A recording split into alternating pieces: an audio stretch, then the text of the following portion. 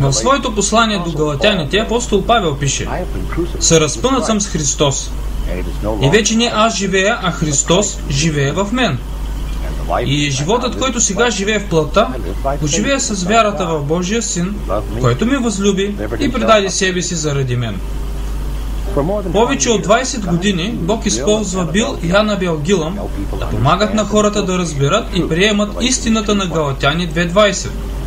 Чрез своите касети, книги, семинари и национални радиопредавания, хиляди хора са намерили свободата и удовлетворението, като се учат да оставят Христос да живее чрез тях. Просто си представете, да позволиш на Бога да изяви свой живот чрез теб, в твоето семейство, в твоята работа и навсякъде, където отиваш. Присъединете се към доктор Бил и Анабел Гилъм и открийте защо Исус Христос е пътят, истината и животът.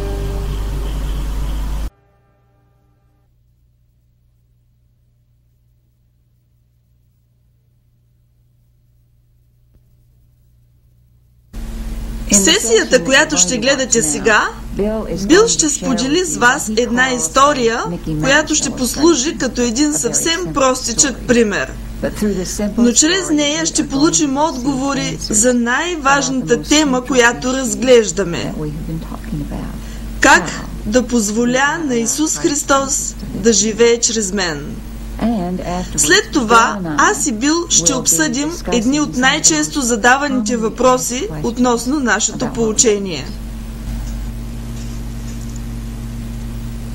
Когато съветвате някой човек и му помагате да разбере Христос, който живее чрез него, често се случва да ви бъде зададен въпроса: кога аз съм поел нещата и кога ги е поел Христос? Кога мога със сигурност да знам, че Христос върши нещата? Наистина хубав въпрос. Мисля, че един добър начин да отговоря на този въпрос е чрез една история, която вярвам, че ми даде Бог. Има една жена, която живее в Западен Тексас и си има грижа. Тази грижа е яйцата, които трябва да изпържи, защото нейният съпруг Джордж обича яйцата само на очи.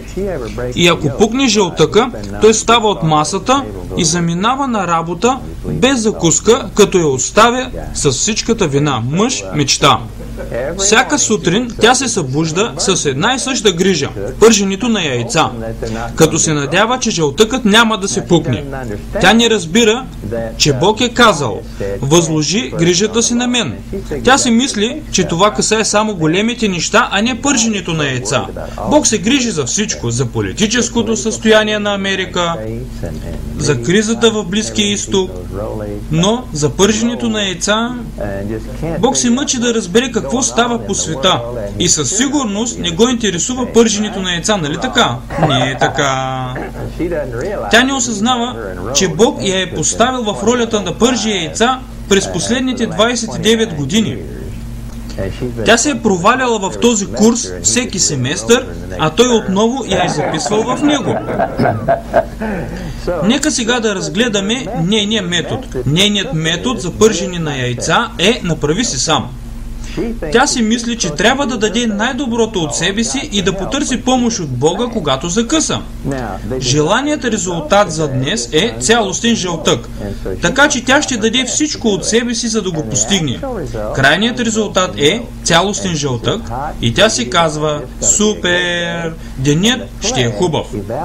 Плътта оценява това малко усилие, защото плътта винаги е на разположение. И понеже яйцата изглеждат наистина добре, тя си казва: „Браво! Денят наистина ще е хубав“. А ето как я оценява Бог. Слаб 2. Когато чува дращенето на неговата химикалка по хартията и разбира, че той е писал двойка, тя, също като Йов, предизвиква Бога: „Слез долу тук, за да го обсъдим“. И Бог казва: „Добре, за какво искаш да поговорим?“ „Ами да поговорим за тези яйца“. „Какво за яйцата?“ „Аз си мислех, че тези яйца изглеждат много добре.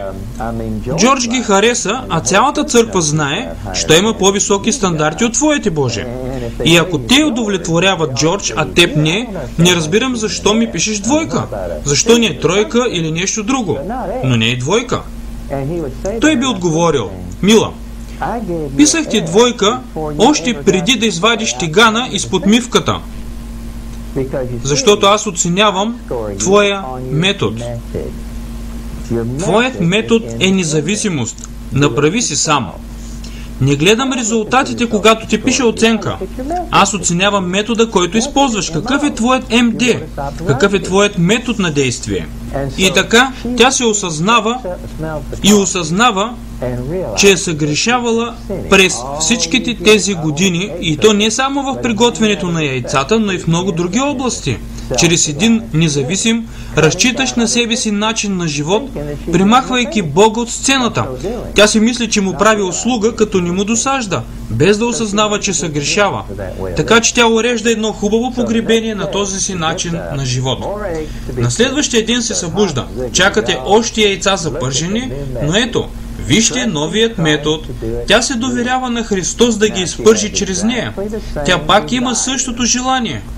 Цялостен жълтък. Но методът ти е различен. Ето, започва.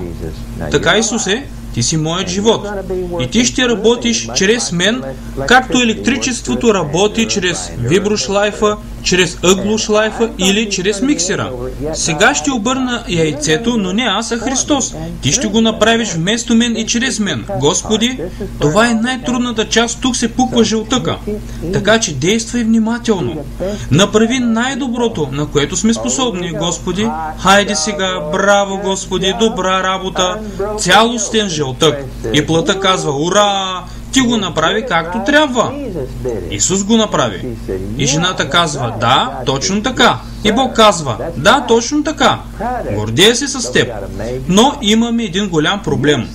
Ти казваш, че си успяла, защото яйцето изглежда добре. А аз казвам, че си успяла, защото методът ти е правилен. Виждате ли разликата? Вие бихте казали, ходиш чрез виждане. Бог би казал, яйцето е обектът на твоята вяра. Чуйте това. Ако яйцето изглежда добре, тогава ти вярваш. Превръщаш яйцето в обект на своята вяра. Разбирам твоята слабост, затова ще ти дам няколко седмици да свикнеш. Но рано или късно ще трябва да ти научим да живееш само чрез вяра. И така идва денят, когато Бог ще учи своята мила дъщеря да живее чрез вяра. Още яйца, които трябва да бъдат изпържени в началото на деня й, но без много усилия. Господи, ти ще го направиш чрез мен. Ура! Вече 15 дни подред без пукнат жълтък. Господи, как не го знаех това преди 29 години? Щях да си спестя всичките тези главоболия.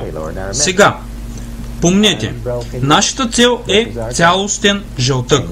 И ти ще го приготвиш чрез мен. Внимателно, внимателно.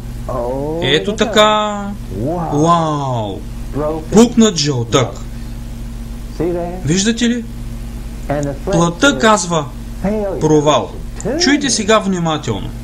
Силата на греха, действаща чрез плътта, казва провал. Силата на греха ще обвинява жената и ще се опита да я убеди, че Христос въобще не е участвал във всичко това. Просто е било късмет и фантазиране.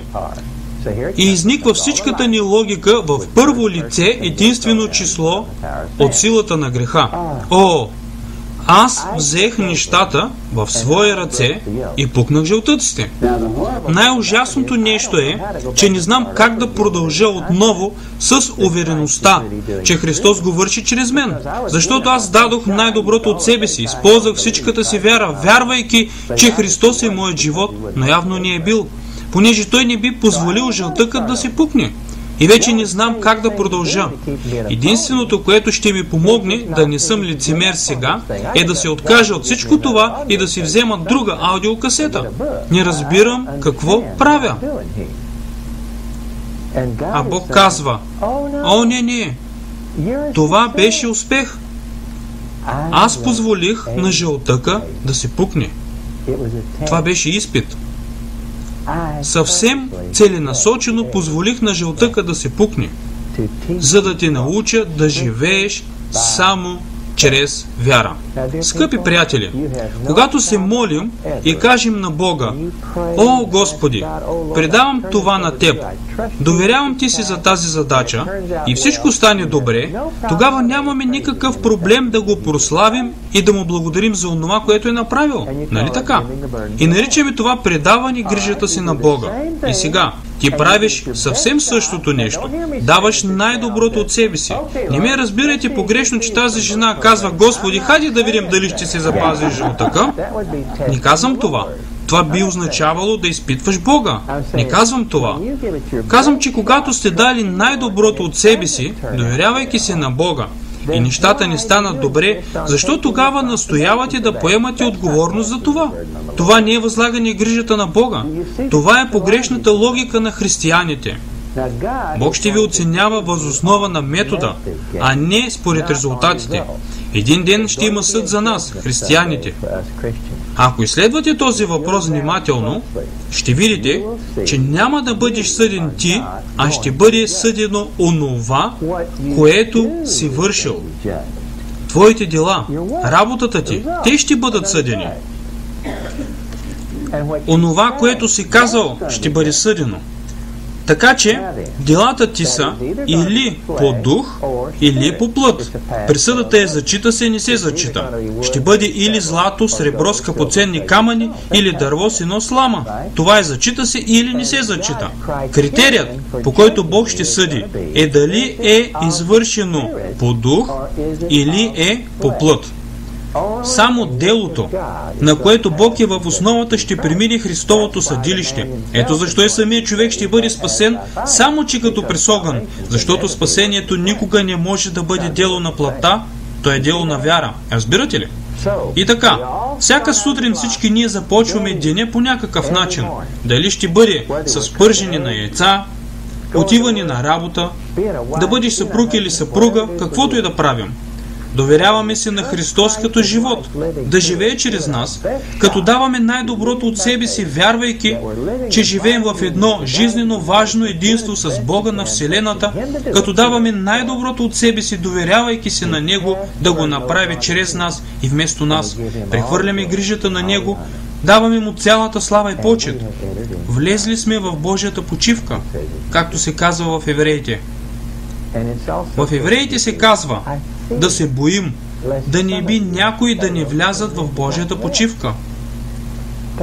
Бог си почина от своите дела. Сега и ти трябва да си починиш от твоите. И така, ние се борим, за да си починем. Разбирате ли? Почиваме си, докато работим. И работим, почивайки си.